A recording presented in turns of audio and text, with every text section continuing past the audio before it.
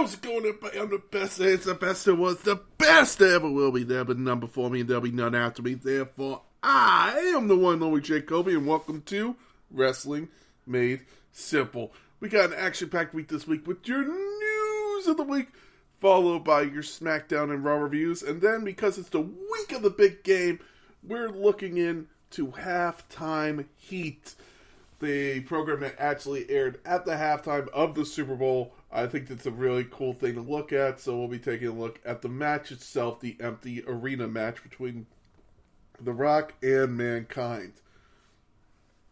We then have your drink of the week, followed by a reading from the Book of Rules, and finally we got the Battle Droid of the week. Let's go into the news this week, though, as we kick off with some very good news of Rey Fenix will not need hip replacement surgery. He was apparently rumored to have needed it after his high-flying style really got him into a bad place physically. So it's awesome to hear he will not need this surgery. He is going to be hopefully wrestling soon. I love his style, his lucha libre style from him and his brother Pentagon Dark Jr., whatever you want to say, Pentagon Cero Miedo.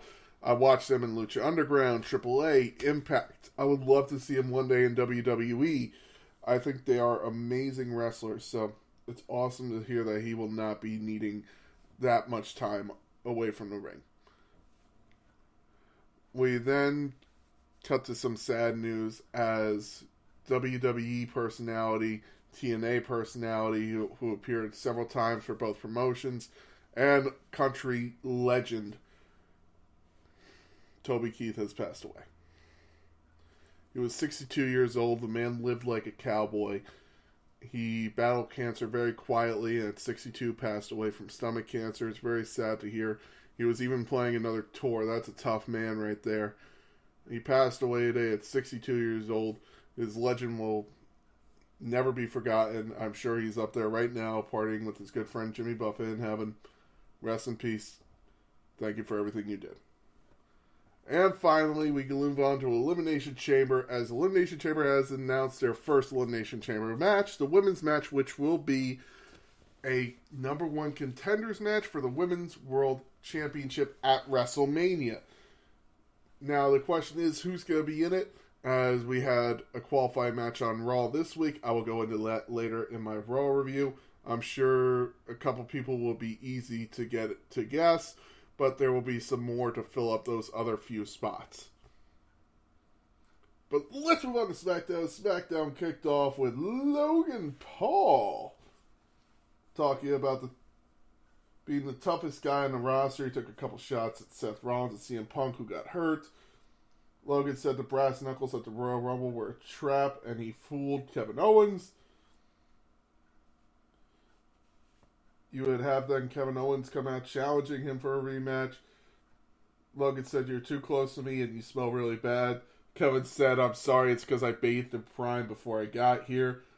Logan then said it must not have been cherry freeze. It was just a kind of funny little exchange. I thought it was a good way for them to have it.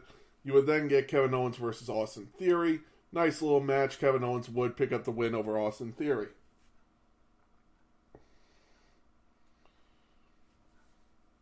After this, you would get Pete Dunne and Tyler Bate versus Pretty Deadly in the LWO and Legado de Fantasma in a fatal four-way match. Pete Dunne and Tyler Bate would pick up the win to move on to a number one contenders match with whoever would win their fatal four-way on Raw to challenge the Judgment Day for the tag team titles. We then get the Final Testament getting into a brawl with Bobby Lashley and the Street Profits.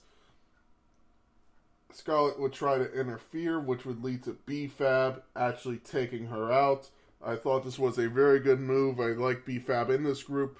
I wish they would put more of, maybe also have Bianca Belair. And maybe have Bianca Belair and B-Fab go after the women's tag team titles. The reason I want Bianca Belair in the group, I always think it would be a good idea for her and Montez Ford to be together. They have one, married, two, great chemistry. I just love the way these two work together. We then get damage control in the ring, as Bayley said she could challenge Rhea Ripley. Or there's another thing she could do. She then turned to Io Sky and realized and spoke to Io in Japanese. Io, realizing all the back talk she had done to Bayley in Japanese was understood. She then was beaten down by the Kabuki Warriors.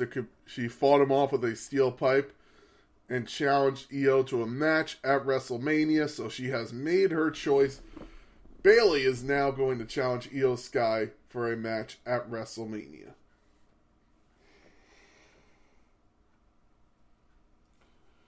We then get Tiffany Stratton versus Mia Yim.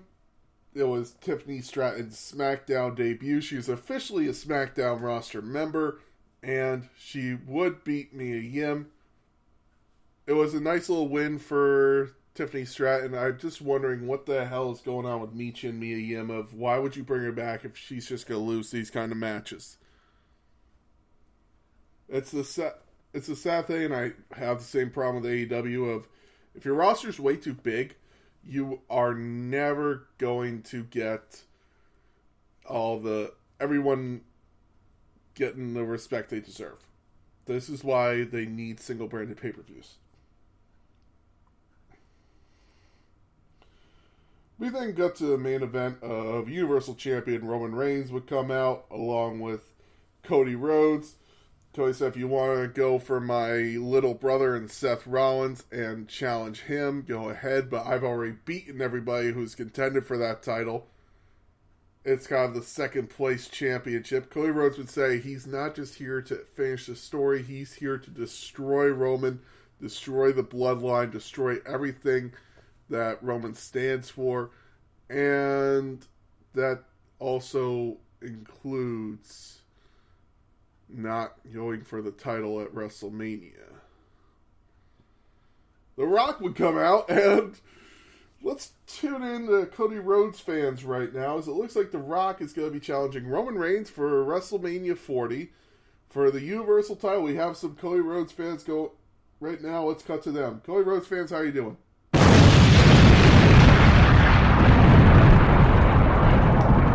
right, it seems you guys are handling it as well. Oh, okay. Yeah, but that's your feelings towards all this. Okay. So as you heard there, folks, Cody Rhodes fans really taking this one well. Listen, I completely understand, but it is possible this is a way for WWE to make Cody Rhodes an even bigger babyface and have him go the Daniel Bryan route of getting added in and being a triple threat match. That way everyone gets what they want. And Roman Reigns can make the argument that he was never pinned for the title if Cody Rhodes pins The Rock. Both men stay strong. The Rock goes back to Hollywood. And Cody Rhodes wins the title. And that's it. I think that would be a great way for Cody Rhodes to get the title. Just my opinion. Or maybe make it a non-title match and you have Cody Rhodes win the title from someone else after Roman loses at Elimination Chamber. Just another suggestion. Let's move on to Raw, as Raw kicked off with Seth friggin' Rollins in the middle of the ring, saying Rollins said he could definitely smell what's cooking after Friday. The crowd booed Seth. Seth called out Cody and said he had some questions that needed to be answered. Before Cody could answer him, though, Drew McIntyre came out and said, challenge Roman, go for the title. Because he's going for Seth. Seth then said he beat him twice. He doesn't need to beat him anymore. And then Drew said, didn't he beat you 3 times? Why are you going for Cody Rhodes? This led to a Glasgow kiss from Drew McIntyre to Seth Rollins. Nice little hit. And Cody would try to stop Drew, but Drew would escape. Drew was also wearing a shirt that said CM Punk's WrestleMania main event Dream 2024 to 2024, and Drew standing in front of a tombstone. That's dirty. That one's dirty. We then get your fatal four-way of Imperium versus DIY versus The New Day versus Creed Brothers. DIY would pick up the win. I thought it was awesome that DIY was able to pick up the win. This was a great fatal four-way. I thought it was even better than the SmackDown one. So now you have DIY versus Pete Dunne and Tyler Bate. If I had to put my money on it, I would go with Pete Dunne and Tyler Bate, and then you're going to have DIY challenge at WrestleMania. You would then get Shayna Baszler versus Becky Lynch. Becky Lynch would pick up the win and qualify for the Elimination Chamber. I really enjoyed this, and Rhea Ripley would then come out and she would challenge Nia Jax she made a challenge for Nia for the Women's World Championship at Elimination Chamber. Nia came out, they brawled. I guess this is going to be your match at Elimination Chamber, ladies and gentlemen. Oh, here we go. We then get your worst match of the night, probably the week. Ivar and Valhalla versus Akira Tozawa and Maxine Dupree. My God, this match sucked. No one was able to get on the same page. It was terrible. The moves were all botched by a couple people. Ivar and Valhalla would pick up the win. We then get The Miz versus JD McDonough to continue JD McDonough's losing streak, basically. The Miz would pick up the win after R-Truth would get involved, costing JD the match. We would then get Gunther in the middle of the ring celebrating his 600th day as Intercontinental Champion.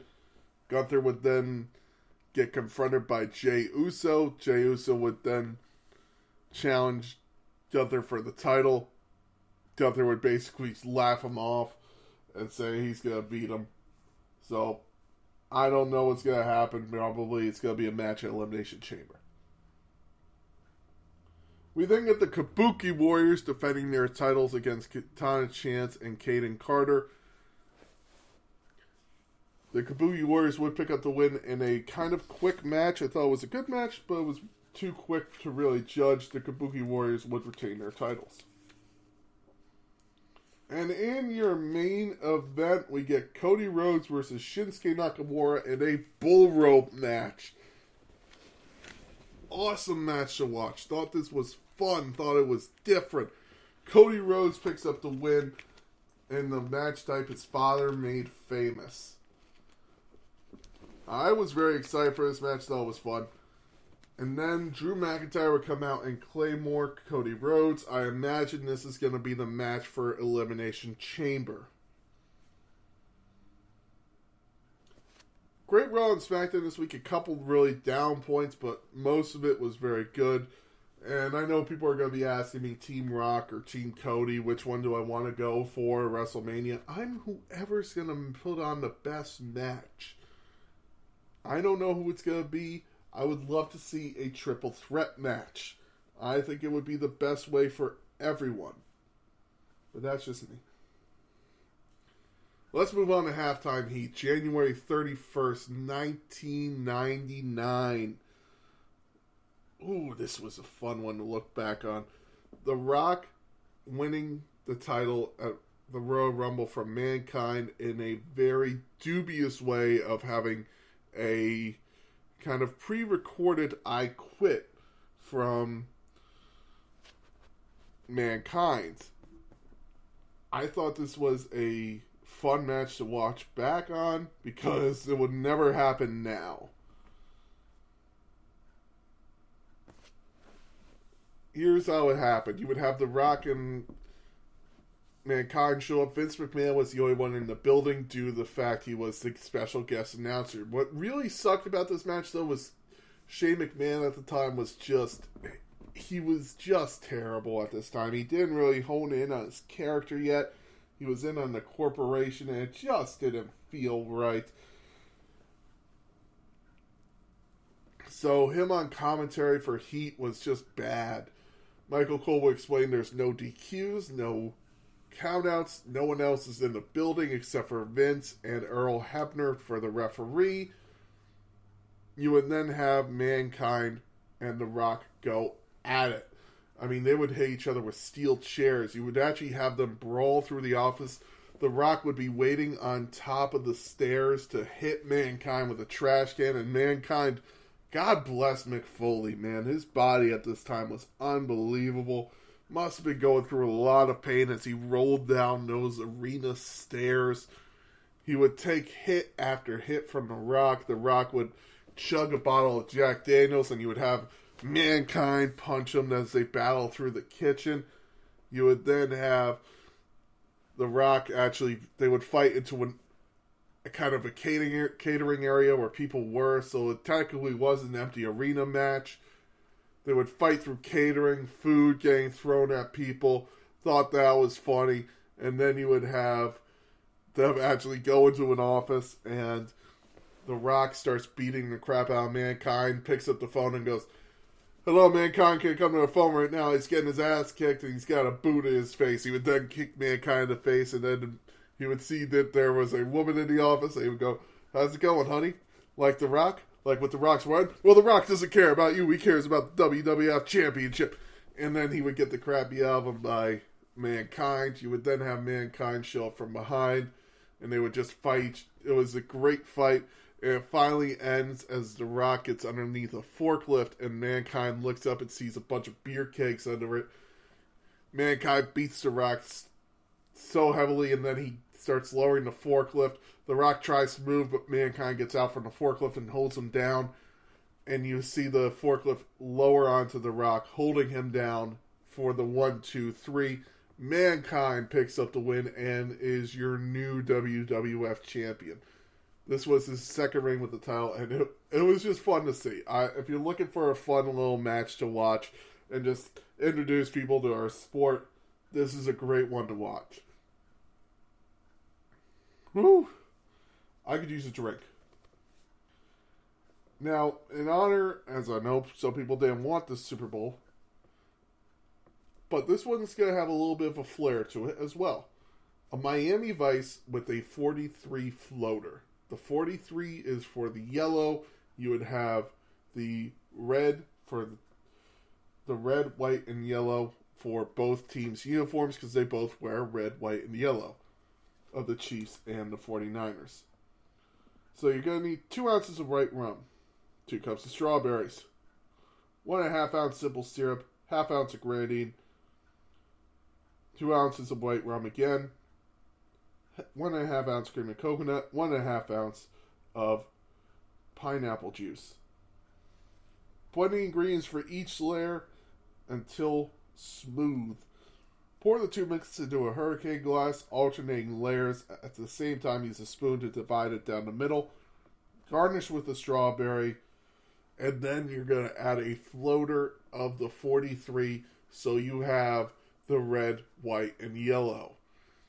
And there you go. It's a Miami Vice. Please, this is a heavy drink. Please drink responsibly. Do not drink and drive. Do not drink if you are under 21 in the United States. And do not overconsume on alcohol.